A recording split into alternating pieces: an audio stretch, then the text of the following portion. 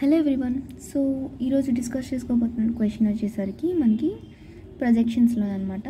So మనకి ఇచ్చిన figure అనేది ఒక ఫిగర్ ఇచ్చాడు. ఆ ఫిగర్ని మనకి అడిగిన వ్యూస్లోనే డ్రా చేయమని చెప్పాడు. సో మనకి ఇక్కడ ఎలా డ్రా చేయమని చెప్పాడంటే రైట్ సైడ్ వ్యూ అని చెప్పాడు.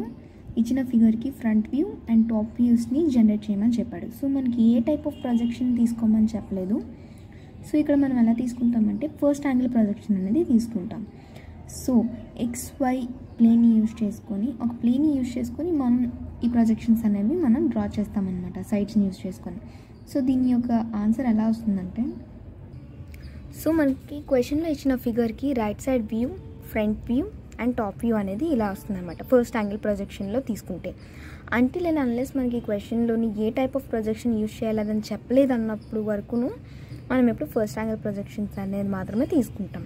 సో రైట్ హ్యాండ్ సైడ్ మనకి వచ్చింది ఏంటంటే ఫిగర్ ఎప్పుడు లెఫ్ట్ సైడ్లో వస్తుంది అండ్ ఫ్రంట్ వ్యూ వచ్చేసరికి అబౌవ్ ద ప్లేన్ రైట్ సైడ్లో వస్తుంది.